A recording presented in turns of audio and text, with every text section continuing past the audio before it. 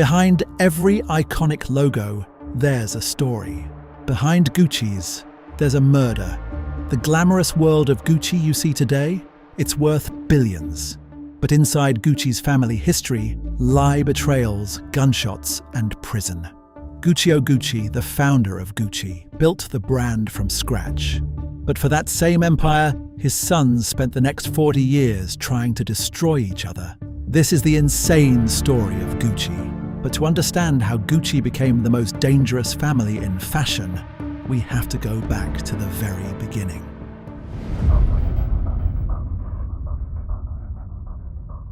London, 1897. A 16-year-old boy named Guccio Gucci moved to London from his hometown of Florence, Italy, where he began working as a bellhop at the Savoy Hotel. Every day, Guccio hauled heavy luggage as aristocrats and industrialists sipped champagne beside him. He noticed how the rich treated their belongings like armor. The finest luggage he saw came from France and England, but from Italy, none. And in that moment, a poor immigrant made himself a promise that one day he would make things so beautiful that these people would carry his name. Years passed. Guccio saved money, observed, and learned everything he could. And in 1921, he returned to Florence. This time not as a bellhop, but as a craftsman. He opened a tiny workshop and started selling leather goods for horses. He had a vision that if he could make the finest saddles for the Italian elite, he could make luggage worthy of the Savoy Hotel. He wasn't flashy, he was obsessive. Every stitch had to be perfect. He would reject an entire batch of leather for a single imperfection the size of a fingernail. He believed that if you built something with integrity, the right people would notice. And they did. By the 1930s, Gucci had become the go-to brand for Florence's elite. Everything was going perfectly. The business was growing. Guccio had 4 sons. 3 of them, Aldo, Vasco, and Rodolfo, threw themselves into the business. The 4th, Ugo, stayed in the shadows. But the 3 who remained would become the heart of Gucci, and eventually its greatest threat. During World War II, Italy's economy was in ruins. Leather was nearly impossible to find. Most businesses closed their doors. But Guccio and his sons found a solution in the most unlikely material: bamboo, imported from Japan. By 1947, they had perfected it. They heated the bamboo with a torch, bent it by hand, and created something the world had never seen: the Gucci bamboo bag. It wasn't just practical, it was exotic. The bag became a symbol of resilience. Women carried it like a badge of honor, and even after the war ended, they refused to let it go. Guccio had turned hardship into heritage. Years passed. By the early 1950s, Guccio was in his 70s. His health was fading. His business, however, was thriving. But he had one fear. Aldo, Vasco, and Rodolfo were talented, but they were a ticking time bomb. Aldo, the eldest, was a born salesman. Ruthless, charming, and obsessed with expansion. He could sell a saddle to a man who didn't own a horse. He saw Gucci as a global empire. Rodolfo, the youngest, had been a movie actor. He loved glamour but resented his brother's aggressive style. He wanted Gucci to stay exclusive and aristocratic. And Vasco, the middle son, just wanted everyone to get along. He was the quiet one, the glue that held them together. He spoke so little that people sometimes forgot he was in the room. Guccio loved his sons, but he knew their ambitions would one day collide. He tried to keep the peace by dividing ownership equally among them, a decision that, years later, would become a curse. On January 2nd, 1953, Guccio Gucci died at the age of 71.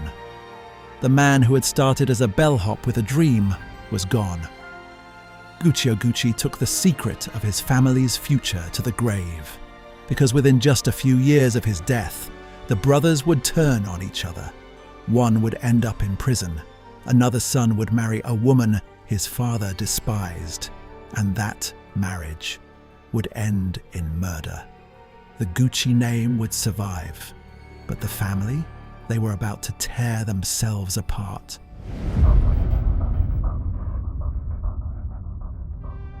Gucci was gone, but his sons inherited more than a company. They inherited his ambition, but without his patience. At first, they worked together. Aldo expanded the company internationally. Rodolfo ran the Italian operations from Milan, and Vasco stayed in Florence, keeping the workshops running. Aldo was the driving force. He opened Gucci's first stores in America. He created the double G logo, his father's initials, and slapped it on everything from belts to bags. It turned Gucci into a global status symbol, but Rodolfo hated it. He thought the logo cheapened the brand. Slowly, the brothers stopped talking to each other. They started communicating through lawyers. Then, in 1974, Vasco died. The quiet brother who held them together was gone. His shares passed on to his widow Maria because he had no sons. Aldo and Rodolfo bought out her shares, each taking 50% ownership of the Gucci empire. For years, they waged a silent war. Aldo controlled the international business. Rodolfo controlled the Italian operations. Neither trusted the other. But the real explosion came from the next generation. Rodolfo had a son, Maurizio. Handsome, soft-spoken, the heir to his father's fortune. And in 1972, Maurizio fell in love with a woman named Patrizia. She was glamorous, ambitious, and although born to a truck driver, had been raised in wealth by her adoptive father. But to Rodolfo, she would never be the right kind of rich. Rodolfo was strictly against the marriage. He called Patrizia a social climber who had nothing on her mind but money. But Maurizio defied him. He eloped with Patrizia. Rodolfo disowned him. For years, Maurizio lived in a tiny apartment cut off from the family fortune. Patrizia stood by him. She was his queen, even without the crown. But before Rodolfo died in 1983, father and son reconciled. Blood proved stronger than pride, and in a final act of defiance against the Italian government, Rodolfo secretly transferred his shares to Maurizio to avoid inheritance taxes, hiding millions so his son could inherit everything. The man who had once disowned Maurizio ended up committing fraud for him.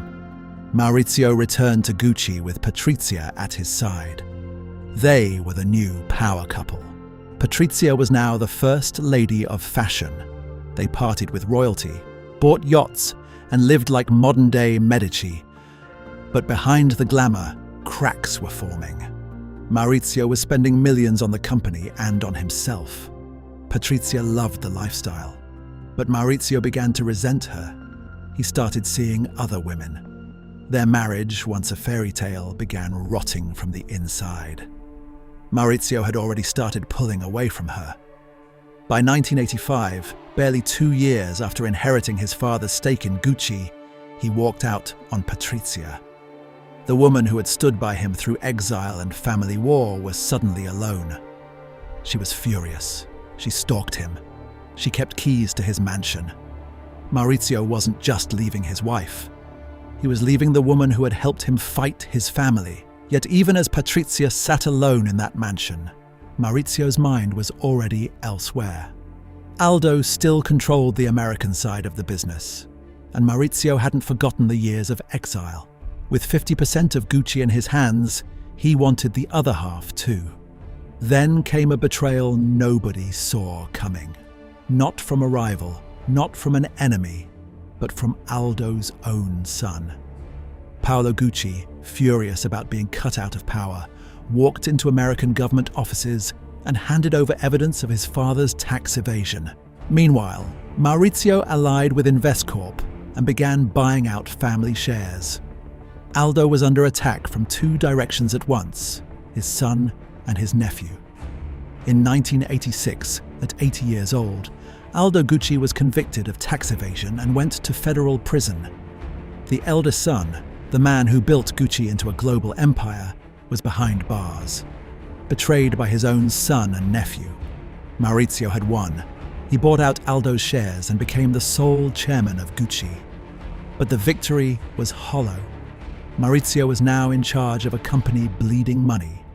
To finance his buyout, he had borrowed heavily.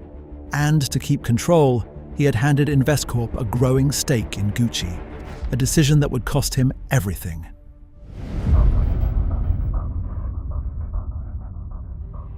Maurizio walked out on Patrizia in 1985 and never looked back. For years, she refused to accept it. She kept the keys to his mansion. She showed up uninvited. She told everyone that Maurizio belonged to her. When her friends suggested that she should get a job, her response became legendary. "I'd rather cry in a Rolls Royce than be happy on a bicycle." But Maurizio had moved on. By 1990, he was living with a new woman, Paola Franchi, and Patrizia was watching from a distance, her rage growing colder by the day. Meanwhile, Maurizio's management style had pushed Gucci to the brink of bankruptcy. So in 1993, he made a decision that would haunt him. He sold his remaining shares to Investcorp for $170 million. The Gucci family no longer owned Gucci. For Patrizia, this was personal. Her entire identity was built around being a Gucci. And he had sold that identity for cash. And then, to make it worse, the divorce was finalized in 1994. Maurizio agreed to pay her $1.47 million a year in alimony. But there was a catch. If he remarried, that amount would be cut in half. Patrizia wasn't just losing her husband, she was losing her lifestyle. She began telling her friends, "He deserves to die." People thought she was venting. She wasn't. Patrizia found an unlikely accomplice, a psychic named Pina. For years, Patrizia had visited Pina for spiritual guidance. Now she asked for something darker. Through Pina, she was connected to a hitman called Benedetto Ciraulo, a small-time criminal with debts and few options. She negotiated the price for Maurizio's life and paid around $360,000 to the hitman. The plan was set. All that was left was the morning. On the morning of March 27th, 1995, Maurizio arrived at his office in Milan. He was 46 years old. As he climbed the steps, a man in a suit walked up behind him, fired 3 shots into his back and 1 into his head. Maurizio died on the spot. That same day, Patrizia wrote a single word in her diary: Paradisos, the Greek word for paradise. For 2 years, the investigation went nowhere. Then police began listening to Patrizia's phone calls. She was recorded saying, "I don't regret anything. I would do it all again." And on January 31st, 1997, she was arrested. Prosecutors revealed her motive: jealousy, money, and the fear that Maurizio would remarry and slash her alimony in half. When asked how much money she needed, Patrizia reportedly said that $860,000 a year was a bowl of lentils. In 1998, she was convicted and sentenced to 29 years in prison. Her lawyers appealed, claiming a brain tumor had affected her personality. The sentence was reduced to 26 years in 2000, but the conviction stood. While in prison, Patrizia kept her status. She had her pet ferret smuggled in to live with her. When offered work release in 2011, she refused. Her reason: "I've never worked in my life, and I'm certainly not going to start now." She served 18 years and was released in 2016. Upon leaving prison, she was still entitled to her annual alimony, $1.47 million a year from the estate of the man she had killed.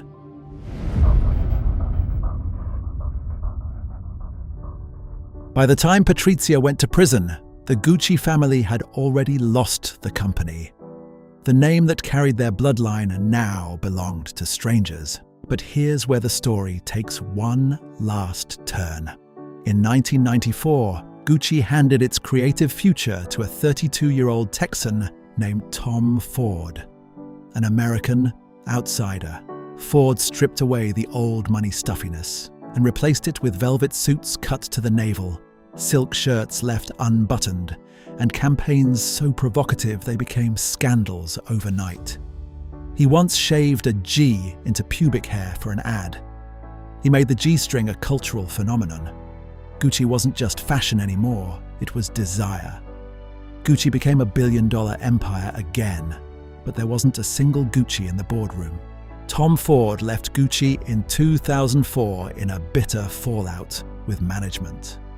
The brand drifted.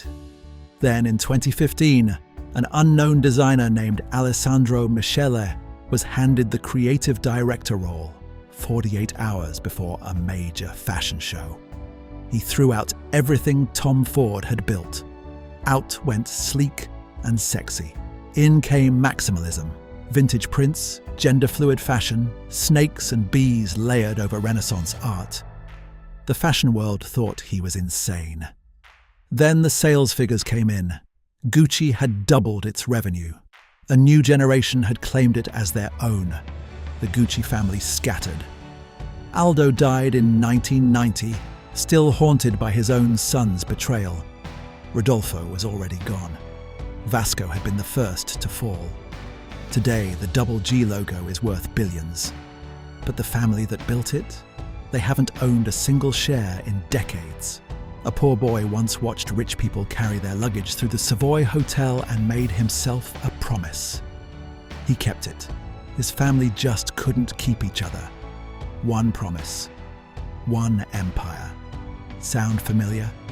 Here's another one, Mercedes-Benz. Because some empires are born from leather and some are born building engines.